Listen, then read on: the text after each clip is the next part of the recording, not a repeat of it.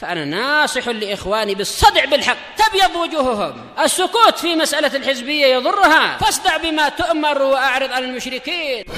سلامي على دماج ورجالها والشيخ يحيى ودار العلم يا سعد بانيها. Bismillahirrahmanirrahim. Assalamualaikum warahmatullahi wabarakatuh. Innal hamdalillah nahmaduhu wa nasta'inuhu wa nastaghfiruh wa na'udzu billahi min syururi anfusina wa min sayyiati a'malina. May yahdihillahu fala mudhillalah wa may yudlil fala hadiyalah wa asyhadu an la ilaha illallah wahdahu la syarikalah wa asyhadu anna Muhammadan abduhu wa rasuluh. Ya ayyuhalladzina amanu taqullaha haqqa tuqatih wa la tamutunna illa wa antum muslimun. Ya ayyuhan nasu taqu rabbakumul ladzi khalaqakum min nafsin wahidah wa khalaqa minha zawjaha wa batha minhuma rijalan katsiran wa nisaa'a wattaqullaha alladzi tasaaluna bihi wal arham innallaha kana 'alaikum raqiba. Ya ayyuhalladzina amanu taqullaha wa qulu qawlan sadida yuslih lakum a'malakum wa yaghfir lakum dzunubakum wa may yuti'illaha wa rasulahu faqad faza fawzan 'azima.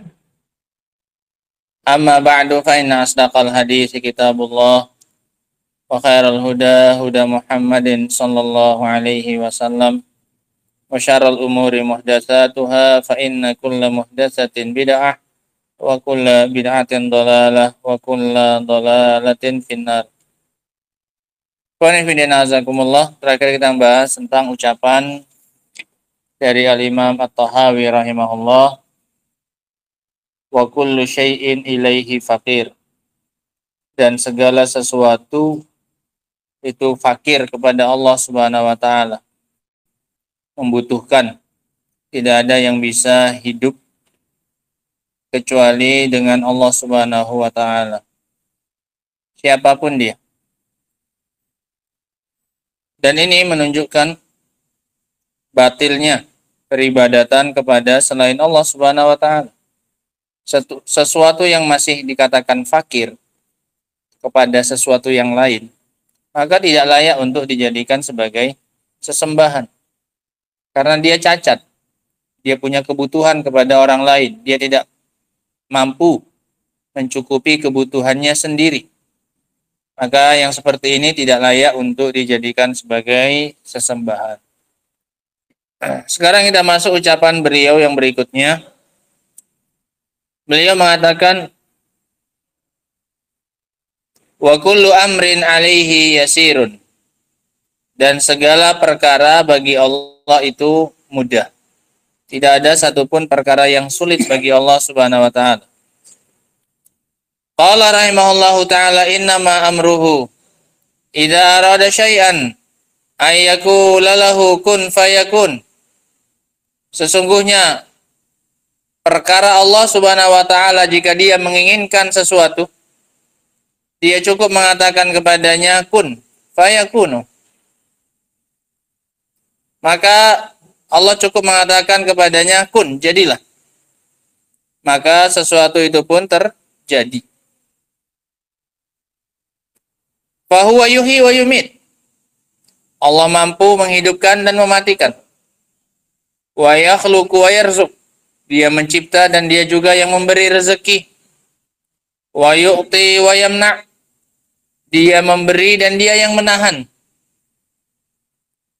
Wa yuhyil mauta ba'da fanaihim. Dia menghidupkan yang mati setelah hancur tubuhnya.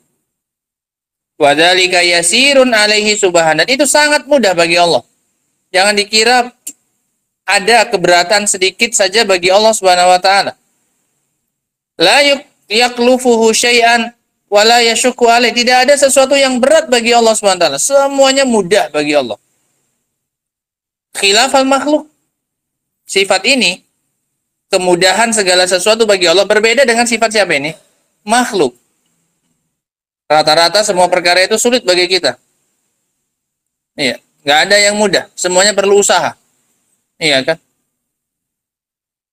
Fa innahu yatakallaf bihi lil asya. Kalau makhluk itu dia perlu mengusahakan dan menyusahkan dirinya untuk melakukan sesuatu. Nggak ada yang mudah. Aw ya'jizu anha, atau bahkan banyak yang tidak mampu. Ada yang mampu tapi berat melakukannya. Bahkan banyak yang tidak mampu. Amallah falaysa syai'un alaihi sa'bah. Adapun Allah maka tidak ada sesuatu apapun yang bagi Allah itu berat dan sulit. Nggak ada. Ini wajib diyakini. Jadi jangan pernah meyakini bahwasanya ada satu perkara yang berat bagi Allah Subhanahu wa taala. Meyakini hal seperti ini, ya, akan menjadikan kita menggantungkan semua urusan kita kepada Allah Subhanahu wa taala. Karena kita tahu tidak ada perkara yang sulit bagi Dia. Ma khalqukum wala ba'tsukum illa kanafsin wahidah, kata Allah. Tidaklah penciptaan kalian semuanya dan juga kebangkitan kalian semuanya kecuali hanya satu jiwa saja. Yang jumlahnya sekarang miliaran ini manusia, bagi Allah menghidupkan dan mematikannya hanya seperti satu jiwa saja. Nggak ada beratnya.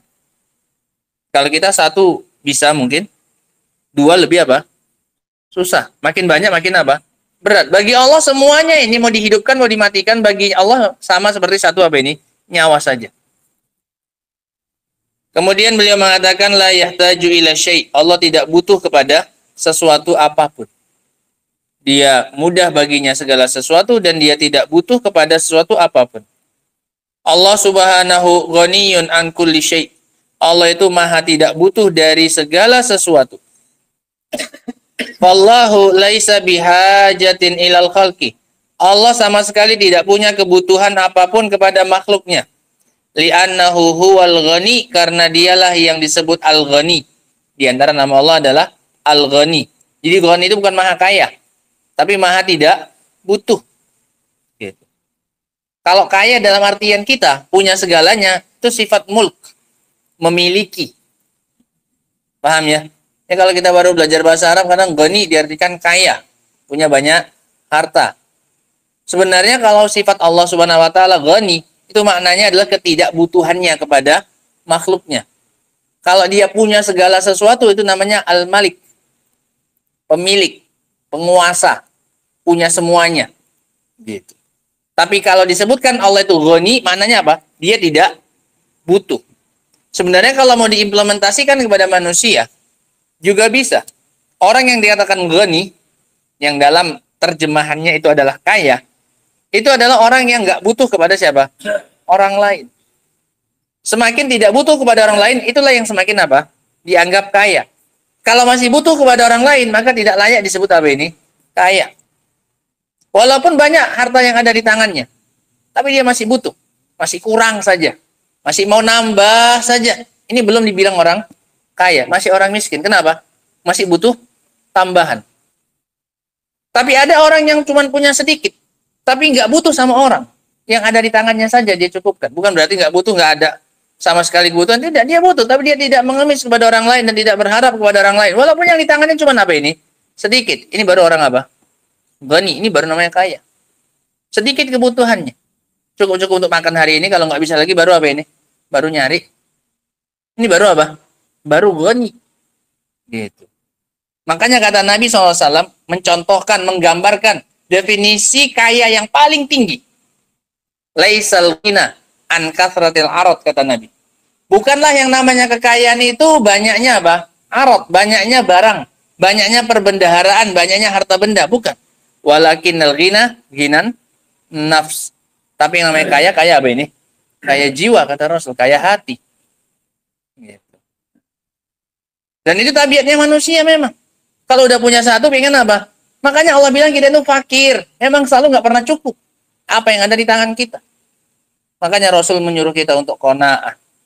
Untuk selalu merasa cukup dengan apa yang ada di tangan kita. Makanya Rasul SAW menyuruh kita untuk zuhud. Karena Rasul nggak mau kita tenggelam. Kalau kita tenggelam dalam dunia, segala cara akan kita halalkan. Minimalnya yang syubhat pun akan diterjang. Demi memenuhi hasrat dan ambisi. Apa kata Rasul? Lau kana li ibni Adam wadin min zahab, lahab an yakuna lahu wadiyan. Seandainya anak Adam itu punya satu lembah dari emas, niscaya dia pasti akan pingin berapa? 2. Kalau sudah punya 2, dia pasti mau berapa? 3. Dan tidak akan berhenti hasratnya itu hatta yamla fahut turab, sampai mulutnya dipenuhi dengan tanah. Itu ketika udah mati, baru berhenti itu. Gitu. Makanya Allah bilang antumul fuqara, hei manusia, kalian itu semuanya fakir. Selalu saja merasa apa ini? Kurang. Gitu. Dan itu sifat tercela bagi kita. Makanya datang pujian-pujian untuk sifat qanaah, merasa cukup, ya. Merasa yang ada di tangannya itu sudah lebih daripada apa adanya. Gitu. Lihat bagaimana kondisinya Nabi Shallallahu Alaihi Wasallam yang sangat jauh dari kesan kemewahan.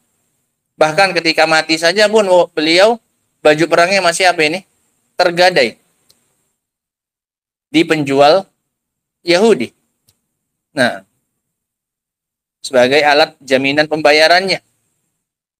Jadi kalaupun Rasul itu hutangnya bukan untuk membeli barang yang sifatnya tersier atau luks, tapi untuk membeli kebutuhan apanya? Primer. Kebutuhan pokok ini, makan. Paham ya? Rasul utang untuk makan. Kalau kita kan sekarang enggak. Orang utang sekarang untuk apa ini? Perkara yang tersier, yang mewah, yang luks. Mobil, ya kan? Dan seterusnya, waliyadzubillah. Allah musta'an. Sehingga Allah Subhanahu wa taala itu Al-Ghani, yang maha tidak membutuhkan makhluknya. Fahuwa alladzi yu'til khalqa subhana, dan dialah yang memberi makhluk itu seluruhnya.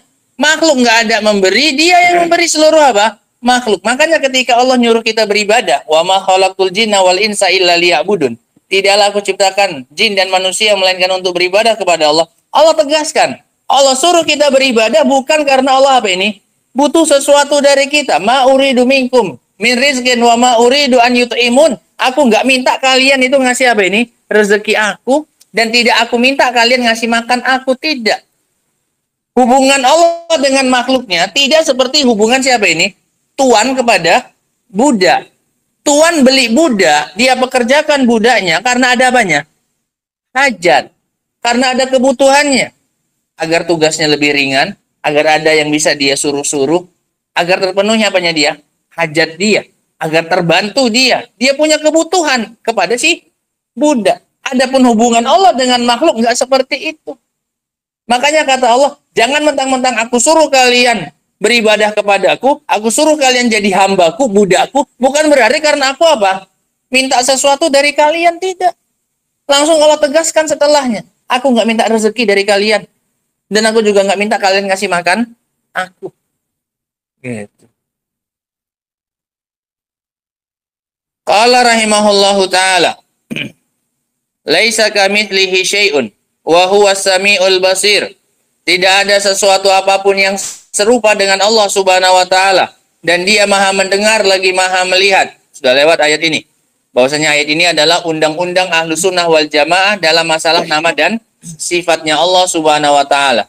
Bahwasanya dalam memahami sifat Allah Subhanahu wa taala, apapun sifatnya, jangan pernah samakan sifat tersebut dengan sifat siapa ini? Makhluk. Walaupun secara penamaan sifatnya apa? Sama. Secara penamaan. Allah bilang di akhirnya, wa huwas sami'ul basir. Dan Dia mendengar lagi melihat. Ada itu sifat itu pada kita? Manusia mendengar, manusia melihat, iya. Tapi Allah tegaskan di awal, jangan pernah apa ini? Samakan pendengarannya Allah dengan pendengaran makhluk. Jangan pernah samakan penglihatan Allah dengan penglihatan apa? Makhluk. Karena keduanya adalah sangat jauh berbeda. Kalau bahasanya dulu kita pelajari kecil-kecil, mukhalafatuhu lil hawadis. Berbedanya Allah itu dengan makhluk. Hawadis itu artinya makhluk. Gitu. Ini wajib diyakini dalam semua sifat. Wa hadza nafyun. Kalau sifatnya Allah, ya sesuaikanlah dengan keagungan dan kemuliaan dan kesempurnaannya siapa? Allah, karena disandarkan kepada Allah sifatnya. Pendengaran Allah, penglihatan Allah. Otomatis yang terbayang adalah apa ini? Kemuliaan, keagungan, dan kesempurnaan. Ketika disebutkan pendengaran manusia, penglihatan manusia, yang terbayang adalah apa? Keterbatasan, kekurangan. Iya kan? Gitu. Sama seperti sifat yang lainnya, rumah misalnya. Ini belum disandarkan rumah, iya. Kepada siapa? Rumah rakyat jelata. Kemudian rumah pejabat. Apa yang terbayangkan? Perbedaan atau persamaannya? Perbedaan. Ketika disebutkan rumah pejabat, yang terbayang apa ini? Kemewahan, besar, segala macamnya. Ketika tersebutkan rumah rakyat, yang terbayangkan apa ini? Sempit, kecil. Iya kan? Ala kadarnya. Maka begitu pula dengan sifatnya Allah. Lihat kepada siapa disandarkan sifat itu. Ketika kita dibilang, ini pendengarannya Allah. Bayangkan langsung pendengarannya apa ini? Yang agung, yang sempurna. Jangan samakan dengan pendengarannya siapa ini? Makhluk. Nah. Hadza nafyun litashbih anillahi subhana. Ayat ini mengandung makna penafian keserupaan dari Allah Subhanahu wa taala, ditiadakan, ditolak. Kesamaan dari Allah Subhanahu wa taala. Wal kafu li ta'kidin nafi. Huruf kaf di dalam ayat, kalau yang belajar bahasa Arab, laisa kamislihi syai'. Aslinya itu laisa mislahu. Tapi ditambahkan kaf untuk menekankan betul-betul tidak ada suatu apapun yang serupa dengan siapa? Allah. Jadi Allah ingin menekankan. Dalam bahasa Arab itu ada huruf yang gunanya untuk menekankan makna. Bahasa kita nggak ada. Bahasa kita harus nambah kata lagi. Indah, sangat indah. Iya kan, nambah kata dia. Katanya nggak ada, embel-embelnya nggak ada. Kecuali kalau orang Jawa mungkin ada. Iya. Misalnya apa? Enak. Kalau enak kali itu, bahasa kita tambahkan kali ya. Enak sekali. Kalau enak. Ada hurufnya. Huruf Arab juga ada. Ini salah satu contohnya. Laisa kamitslihi syai'. Betul-betul tidak ada yang serupa dengan Allah Subhanahu wa taala. Yang sama cuman namanya saja. Mendengar kita juga mendengar. Udah. Tapi hakikatnya jangan pernah apa? Samakan. Mislu wa kafa billahi syahida. Sama seperti kalimat wa kafa billahi alima. Dan cukup Allah yang mengetahui. Al-aslu kafallahu alima. Cukup Allah yang mengetahui tanpa huruf ba. Ayatnya tambahan ba. Kafa billahi. Harusnya nggak pakai apa? Nggak pakai ba pun bisa. Untuk apa ditambahkan ba? Untuk menunjukkan betul-betul Allah maha mengetahui. Gitu. Lakin ja'atil ba'u litakid. Tapi datang huruf ba untuk menekanan. Walaysa yushbihu syai'un minal asya. Tidak ada suatu apapun yang menyerupai Allah Subhanahu wa taala. Lal malaika walal anbiya war rusul walal auliya wala ayyu makhlukin. Tidak malaikat, tidak nabi, tidak rasul, tidak wali, tidak makhluk apapun. Wa huwas samiul basir, dan dia maha mendengar, maha melihat. Supaya apa? Ditambahkan nama sifat itu, dua sifat itu. Supaya jangan punya anggapan, kalau nggak ada yang sama dengan dia, berarti dia tidak punya sifat. Karena kalau dia punya sifat, nanti sama kayak siapa? Makhluk yang juga punya sifat. Enggak, Allah bilang, dia maha mendengar, lagi maha apa? Melihat. Karena ada orang yang kebablasan. Ketika dikatakan Allah nggak sama dengan makhluknya, kalau makhluk punya sifat, berarti harusnya Allah nggak punya. Kalau cuma sampai situ saja ayatnya, laisa kamitslihi syai', Allah nggak mirip dengan suatu apapun. Khawatirnya ada orang yang menganggap Allah nggak punya apa? Sifat. Saking inginnya membedakan Allah dengan siapa? Makhluk. Kenapa? Karena dia tahu makhluk punya apa? Sifat. Kalau dia bilang Allah punya sifat, nanti sama saya makhluk. Makanya Allah tepis anggapan mereka itu dengan Allah tambahkan di akhirnya apa ini? Dua sifat. Walaupun nggak ada yang serupa dengan Allah, tetap dia punya apa?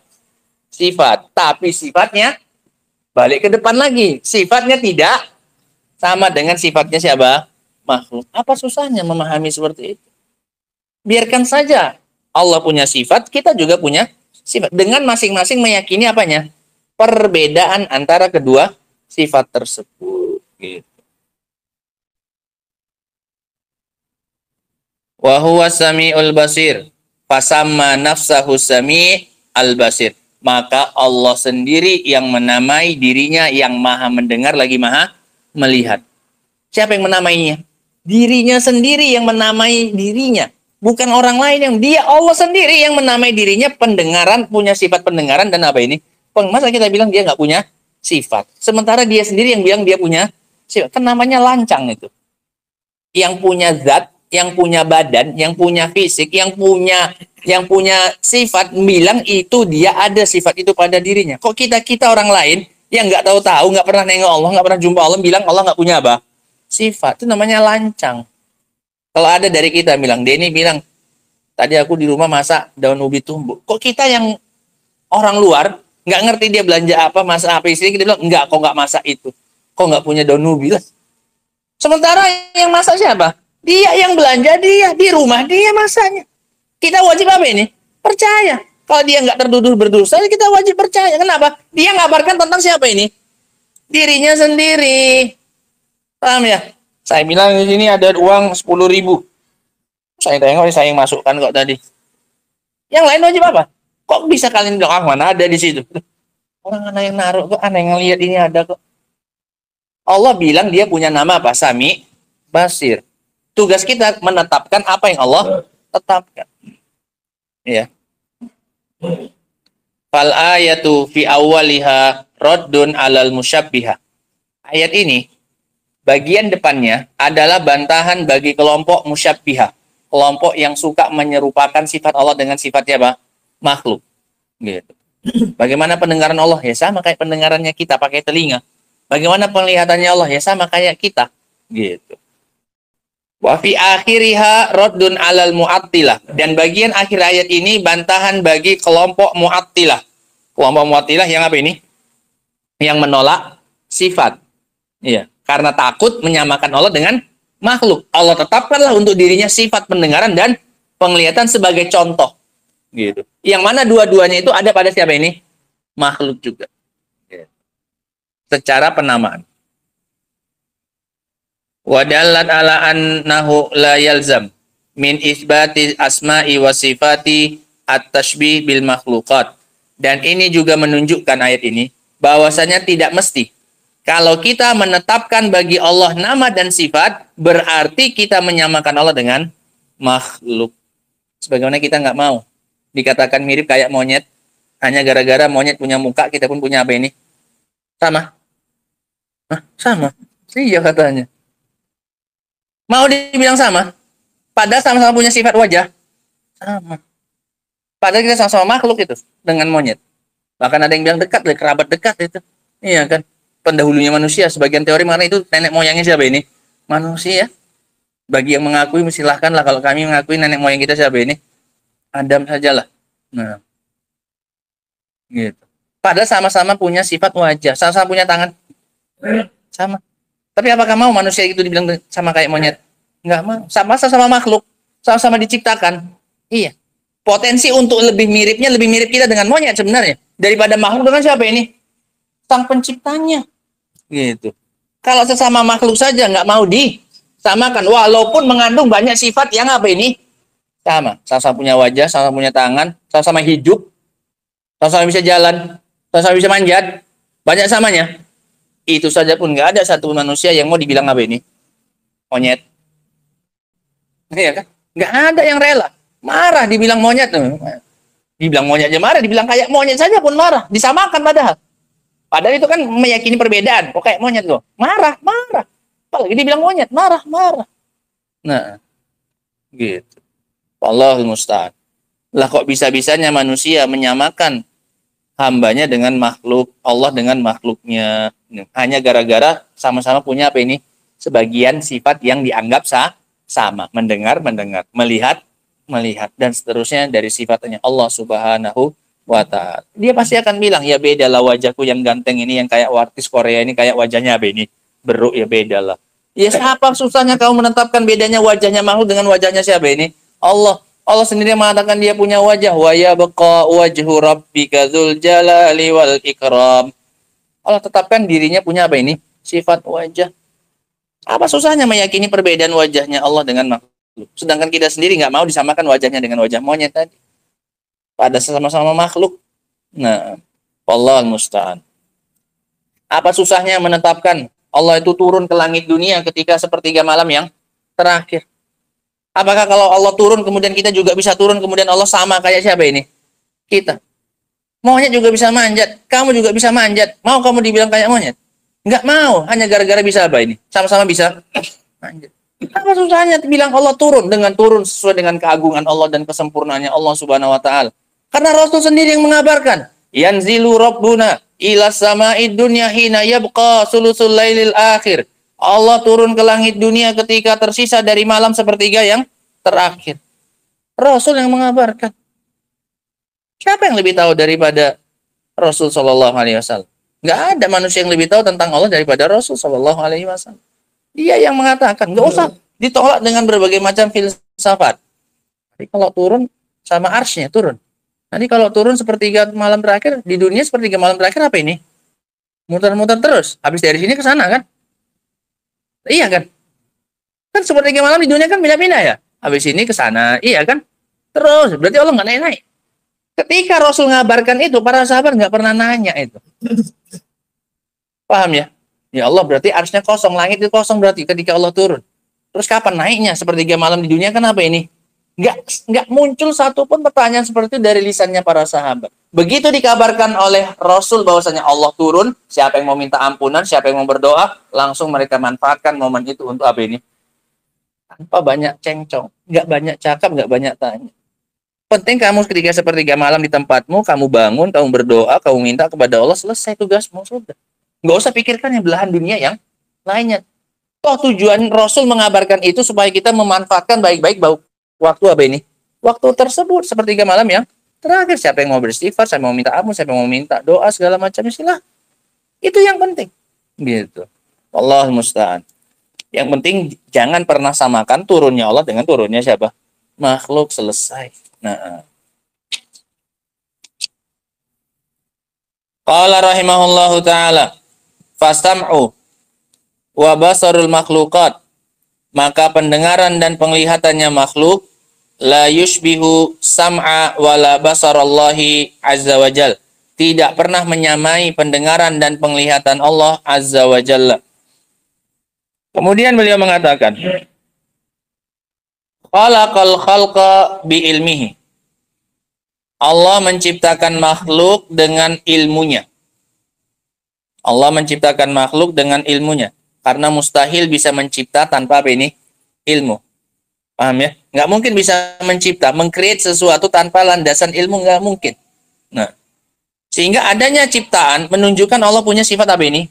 Ilmu. Nggak mungkin yang bodoh itu bisa mencipta. Makanya para penemu itu pasti dianggap orang pinter. Kenapa? Bisa menghasilkan sesuatu yang baru yang belum pernah ada. Jadi sifat pencipta, ya, itu mengharuskan dia punya sifat apa ini? Ilmu secara konsekuensi, gitu. Qala subhanahu, Allah Subhanahu wa taala berfirman, ala ya'lamu man khalaqa wa huwal latiful khabir. Ya.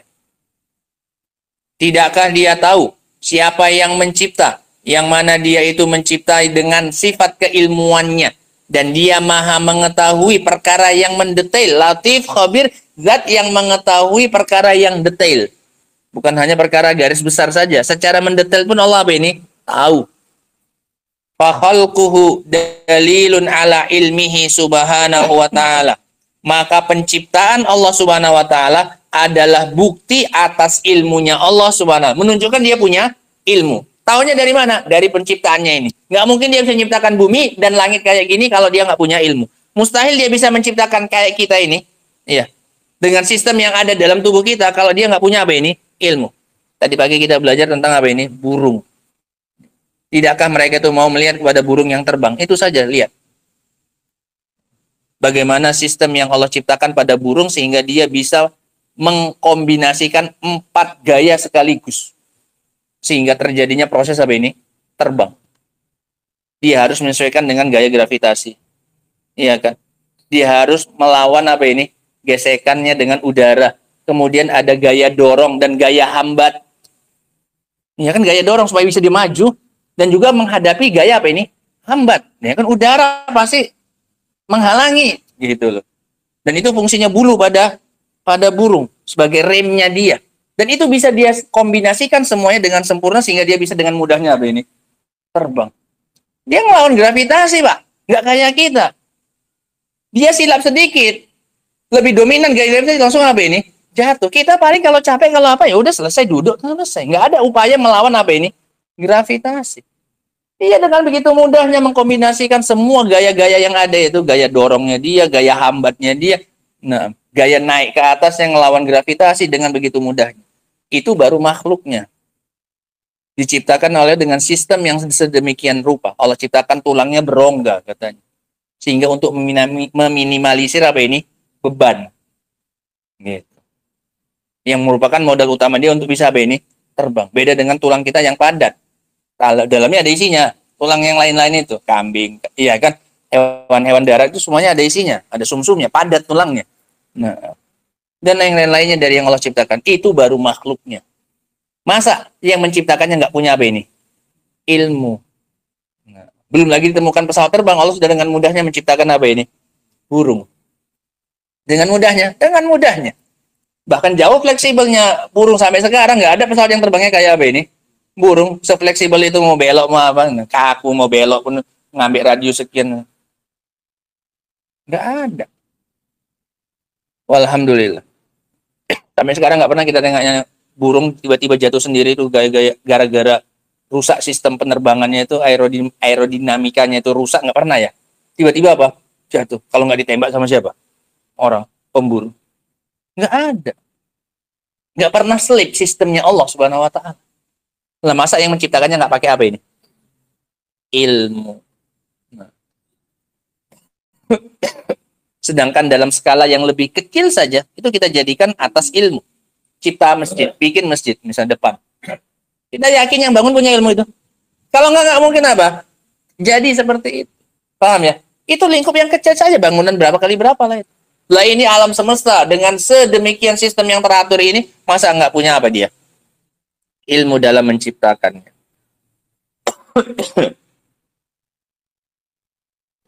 Wa qudratihi.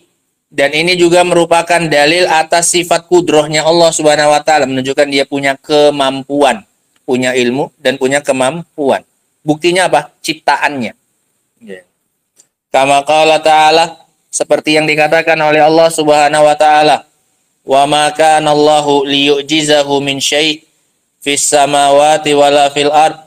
Tidak ada sesuatu apapun di langit dan di bumi yang melemahkan Allah Subhanahu wa Ta'ala. Innahu kana aliman qadira. Kenapa tidak ada yang bisa mengalahkannya? Karena dia punya dua sifat utama, yaitu ilmu dan kudroh, kemampuan. Gitu. Wa qaddara lahum aqdara. Dan Allah menakdirkan untuk mereka takdir-takdir.